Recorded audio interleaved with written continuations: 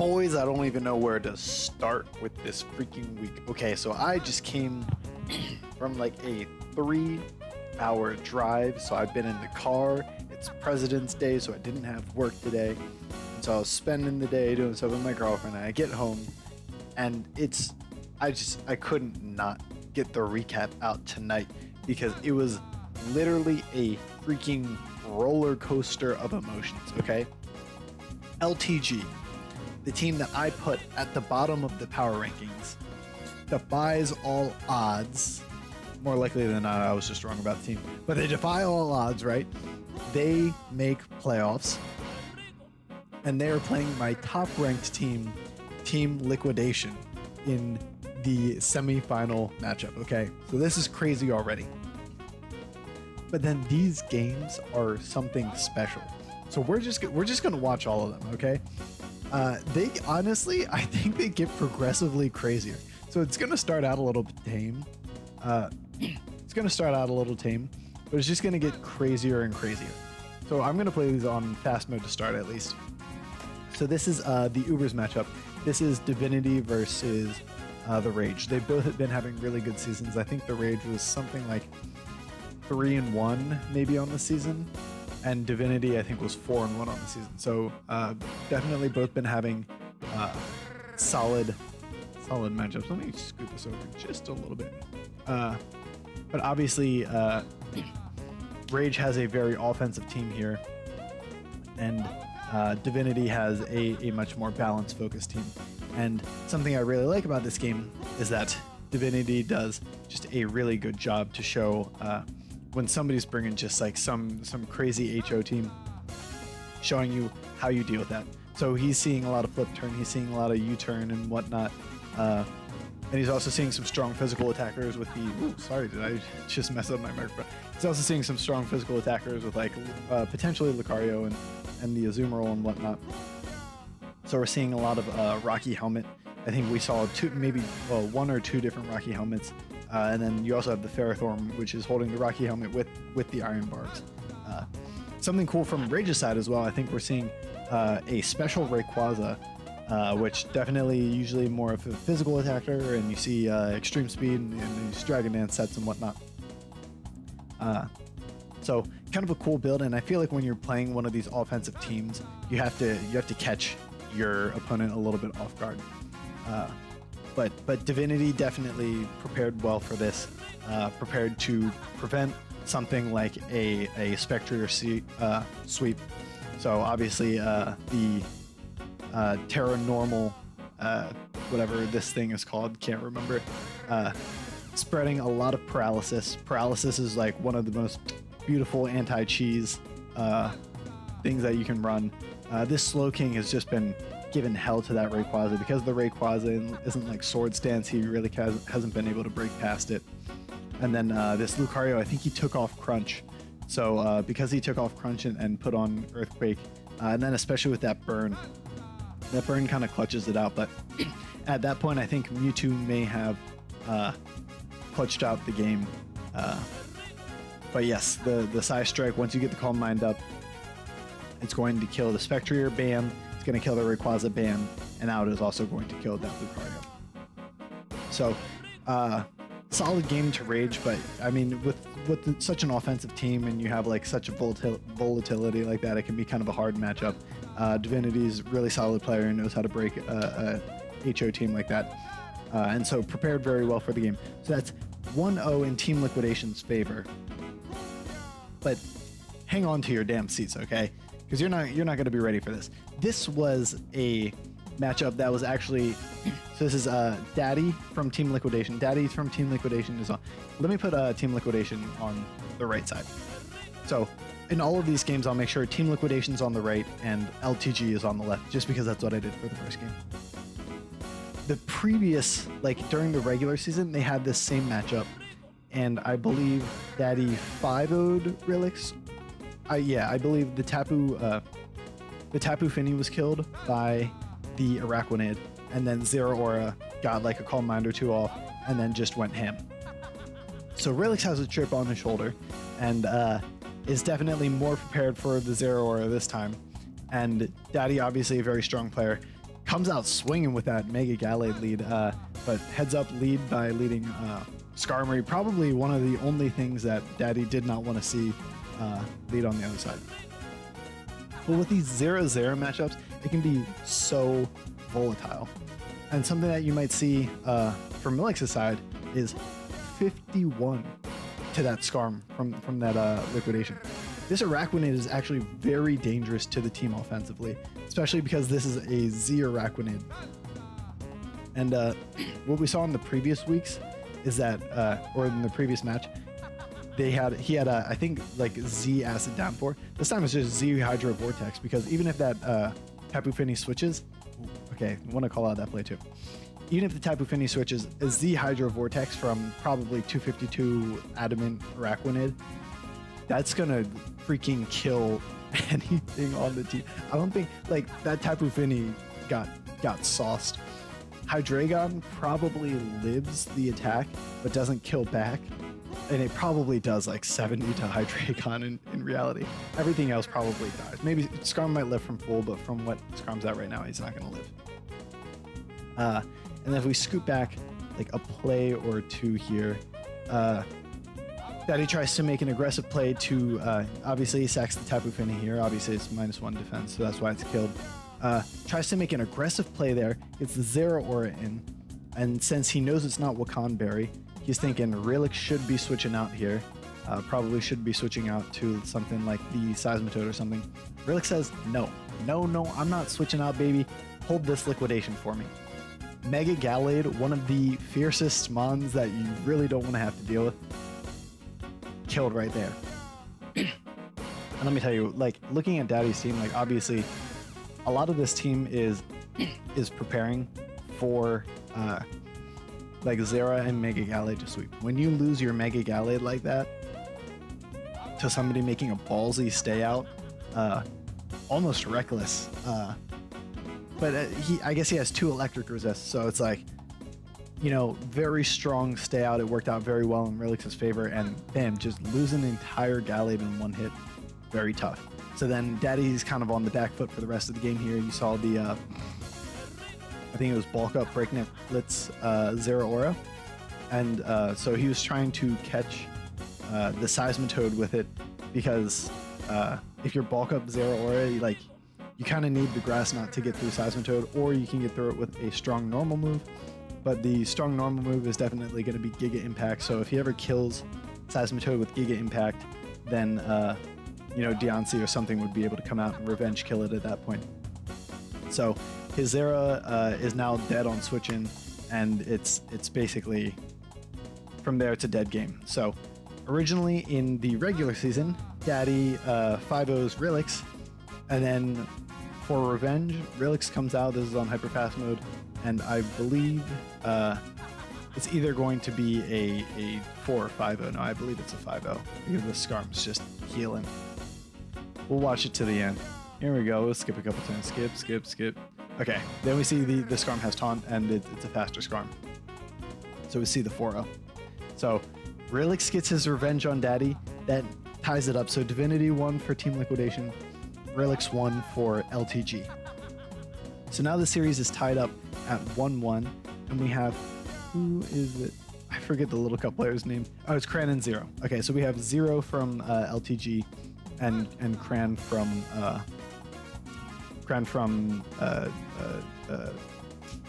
Team Liquidation, and they are already on the right side. So Team Liquidation's on the right side, and LTG is on the left. So out here, the series is currently tied up in 1-1. You see the Shieldon is probably one of the better counters that you can have to a Tailo. Shieldon is kind of fun in Little Cup compared to Bastiodon, because like with the stats so low in Little Cup, it's like having a low attack does not hurt Shieldon nearly as much as the low attack hurts Bastiodon. Like a Shieldon can still do damage to something that has like a 9 defense stat, while the Shieldon has an 8 attack stat or something, right? Bastiodon doesn't work quite as well. And this Trubbish is going to just be an absolute pain for this team. Baltoy is very strong, but with the recycle, getting back the berry juice over and over again, setting up the spikes can be very annoying to deal with. And then obviously the Brambling coming in here trying to prevent a rapid spin away of the spikes. And Talo resisting a power whip, but honestly that doesn't switch in well. Might be able to kill again if that is a roll. And Talo can be so vicious in Little Cup and honestly just sweep through an entire team. So if he can ever get this the shield on out of the way, the Talo might be able to clean up the rest of the game. But first you gotta kill this Trubbish, man. This Trubbish is healing every single time. Another great thing is if you can get through this Bramblin, then the Baltoy can come out and actually pretty consistently spin. Panpour, not in this game. Panpour didn't do a whole lot this game, but actually throughout the season, Panpour's actually been doing pretty well, which is kind of fun to see. So we see Cran sack the Bramblin there because it doesn't have much to do left. Aber comes out here and gets an energy ball off in the grassy terrain, which will kill the Talo. Rookie coming out here, threatening to live an attack, or just grassy glide. Oh, I guess he did. Never mind. I forgot. Aber's goaded, so he doesn't kill. Grassy glide, bring it down to Sash. And now Baltoy will definitely live an attack. Oh, never. Okay. I haven't played Little Cup in a while, apparently. We're going for Sucker Punch Baltoy. Why can Baltoy Sucker Punch? Oh, that's why. Because it's not actually Baltoy, it's Zorua. So, Cran, these guys definitely know better than I do. What am I doing commentating the Little Cup game? I just know, I don't remember watching this one quite as much. All I remember is this end game right here. This is what I wanted to talk about in the Little Cup game. This was fumbled a little bit. So you're up 4-4. You have your Timber, you have your Abra, you have your Trubbish, and you have a Diglett. The thing that you do not want to do is give your opponent the chance with the bulk up Timber and go back and forth in a backup in a bulk up war. I sort of get why he's doing it, because it's like you don't really want to switch out and let their Timber bulk up. But I think personally, if he went like Trubbish or something here, that would have given him more options, because now you're getting into like the who can crit first kind of war. Or like if you have this Memento Diglett, you know, maybe you can come out and like Memento right away, and then this Trubbish is actually able to 1v1 this Timber, but it's a little bit too little too late, right? Because then the Baltoy is going to be able to live an attack, rapid spin, and then clean up the Abra. So if you had your Timber alive or your Diglett alive or something, you might be able to live an attack from a Baltoy, get a knockoff on it, get a Mach Punch on it. So I think it could have ended up the same way, but the way that Cram played that end game, it could have still gone the other way, but I think he kind of misplayed it by going into a Timber bulk up versus bulk up war, because that kind of let Zero have that chance to pull it back. But anyway, that really puts Team Liquidation on the back foot, because now it is 2-1, and so one more win for LTG will seal the series, and they will win semifinals and go to finals. So now is on the shoulders of Naito versus Pez with his back against, well, Naito's back is against the wall, so Team Liquidation on the right, Pez on the left. If you're an LTG fan, you want to see the left side win, because they will get into finals. If you're if you're a Team Liquidation fan, you want to see Naito win here. And this whole, this is really, after those first 3 games, this is where the roller coaster of the emotions really starts, because it starts to go freaking crazy. So offensive Stone Edge Iron Treads works really well into his team. Getting the knockoffs and the Stone Edges is very powerful. Knocking off obviously you're not going to break the Corviknight with a Stone Edge unless you're getting like plus attack, which I don't even think Iron Treads can do without getting his little ability boost. but knocking off an item from Corviknight is obviously very powerful. And then this Urshifu is also very dangerous from Nido's side, because Urshifu, especially with no Rocky Helmet on the Corviknight, if he can get to like +2, should be able to break through that Corviknight. It will probably cost a lot of his health, but nothing switches into the Urshifu. On the other side, Pez has this Weavile, which is looking very, very scary to Nido's team. And then they also have the thing going with the Latios speed ties. So it's a really complicated matchup. It's very trade heavy and it's very positioning heavy. So it's like, how can I get my sweeper in that his whole team hates versus how can he get his sweeper in that my whole team hates? So right there, he sacks a Rotom, and I can't remember if he's already shown it yet, or if he hasn't shown it yet, but I think from my point of view, it became apparent to Nido that it must have been like a Scarf Latios, which makes sense because you might want your Latios to outspeed their Latios. And so once he sees that it's locked in the Luster Purge, he brings out his Latios, and since they both know that each other are Scarf, he flip turns out to get his Urshifu, and just like I said, unfortunately, he does trade a significant amount of his health. And the one thing that really like checks Weavile, like that actually resists his dual stab, is this Urshifu. And the Urshifu having to come out to break the Corviknight kind of puts Nido in a difficult spot because it loses so much of the health that it like doesn't really check the Weavile anymore. Like something like Knockoff would probably be able to kill, you know, maybe even an Ice Shard would be able to kill the Urshifu at that point. So Pez brings out the Latios to revenge kill here, and he's going for Luster Purges. By the way, if you can't tell, this sprite, this is a Pheasantipity. That's that new thing from the whatever the DLC was called. It's the Poison Fairy Mon. And so hitting this Latios with a Luster Purge, if he can get a Spadef drop on it, would be very powerful. If he hits the Pheasantipity, if he hits the Torn, if he hits the Urshifu, they're probably all dead. So Luster Purge is a pretty safe click for him here. So Nido decides to sack the Urshifu. I'm going to start slowing this down a little bit. Nido decides to sack the Urshifu, but this Pheasantipity is in a pretty strong spot to try to bring home the end game. But his main thing is that he has to stay healthy enough for Weavile. So it's we got two of the new ability guys here. He's got the Okidogi and he's got the Pheasantipity, and they both have that Toxic Chain ability, which they can like give a hard toxic, like the one that increases a badly poison, that's what it's called. So he wants to keep that health on the Pheasantipity to try to help check the Weavile for later in the game, and also try to help check this Latios. And he's got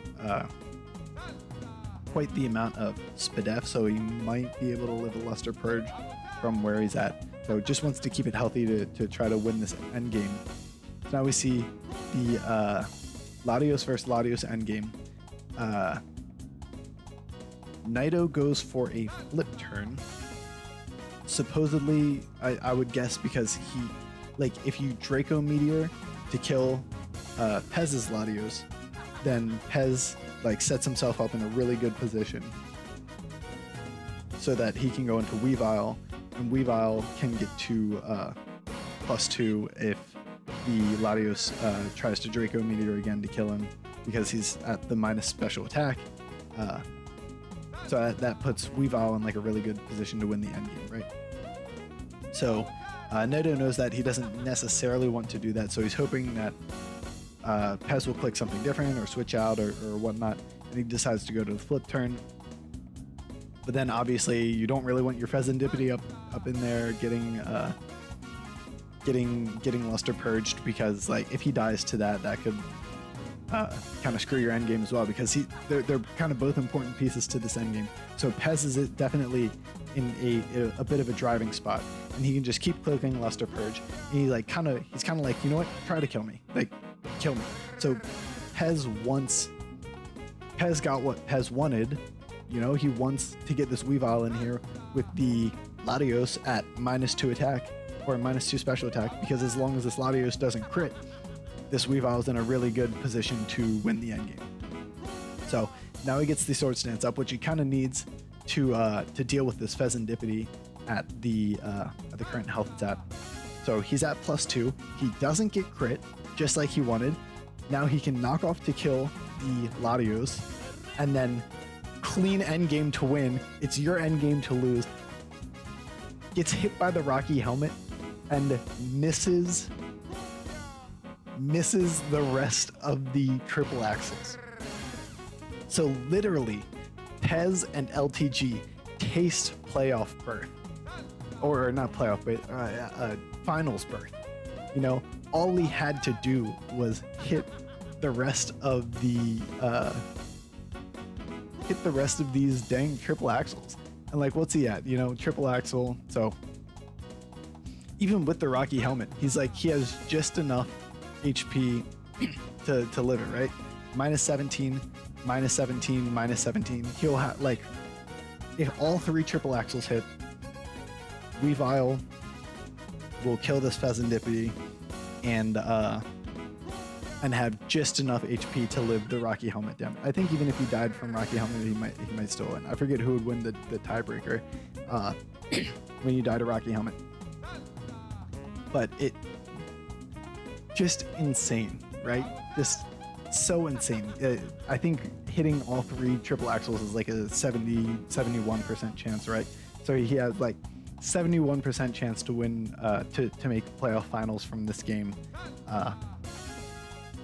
Weavile just doesn't do it, man. Weavile just can't do it. So from that crazy end game, right? That was a well-played game from both sides. Really good build from both sides. Really well-played game. Really unfortunate end for Pez there. Team Liquidation keeps their hopes and dreams alive. So the series is at 2-2, and it has to go to a finals tiebreaker, or a semifinals tiebreaker. And so this is the Gen 5 game between Tago from Team Liquidation on the right, is Aleppo, and Healy, the old Gen's chosen one from LTG, is on the left. And this game, I think I'm gonna play. Oh, sorry, I forgot to turn the dang sound off. This game is just crazy. So we have Choice Band Hydreigon, you see it from there, and decides to go for the trick anyway and give him a Choice Scarf rather than a Choice Band, locks it into Outrage, and doing quite a bit of damage there. If he had the Choice Band, it'd be doing like 50 to the Excadrill. So Excadrill gets the Sword Stance off, and like the hacks going on in this game, Jaboka Berry tech, like what is this, a Jaboka Berry tech? Okay. The hacks that goes on in this game is insane. They trade hacks back and forth like Pokemon cards, man. They're like, I'll trade you my Charizard for your Blastoise, brother. Look at this. Ready? Flinch, a flinch, and one more time, let me see it, a flinch. So really nice Skarmory, but get out of my house. Then Tago comes out with his Hippowdon. Apparently he teched he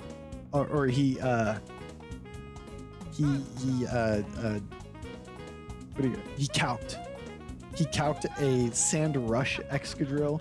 He forgot to account for the Sand Force on Excadrill. So at +2, Sand Force Excadrill clean hit KOs a Hippowdon, which now puts Tago in just a horrible position. His Skarmory got hacked out, and then he hacked himself by looking at the damn calc wrong. So the Rotom is able to at least come in and like stop the bleeding a little bit, but Rotom's taken 52 from Rock Slide even after the dang burn. You know, so like, and that A Healy, known for being greedy. Okay, A Healy, very known for being greedy. You could have taken another kill on this Rotom. If you didn't, why are you going for another SD? So Gengar gets to come in and give a revenge kill. Aerodactyl coming out here. Critical hit Stone Edge, baby. I have no idea whether that kills her or not. Stone Edge does have a high crit rate, but Aerodactyl coming out here and like, we're on the freaking back foot. We gotta clutch it out, so go ahead and freaking secure that crit. A Healy was probably nervous about the pursuit from Aerodactyl because in their previous game, Pursuit Aerodactyl was able to deal with the Gengar. So Tago heads up play, going for Stone Edge. Obviously, with the Excadrill gone, there are no rock resists. There are 2 rock weak, no rock resists. So if this is like choice band Stone Edge, it may have not mattered the crit, but big damage. Love to see it. Big slugging. Okay, so now we see the Reuniclus come out here, and what we probably expect here is a Haze Milotic and a Calm Mind Reuniclus getting a little bit of a stalemate, but we see the Trick Room come out from Reuniclus, and we see the Haze Healy, predicting the Calm Minds to start coming out. I think this is Life Orb, man. That's looking just like a Life Orb Trick Room Reuniclus, or if not, it's just a Milotic set that's taken like a Psyshock. Usually you got like Fizdef Milotic, right? I don't know if they just brought like a pretty Spidef Milotic for some reason, maybe for the Hydreigon, but like that Psyshock was doing more than half, so it must be like Life Orb Reuniclus or something, right? Yeah, we don't say leftovers. So then Zapdos comes out to try to end the Trick Room. We see the switch out to Hydreigon. If you remember, this Hydreigon was Trick to Choice Scarf.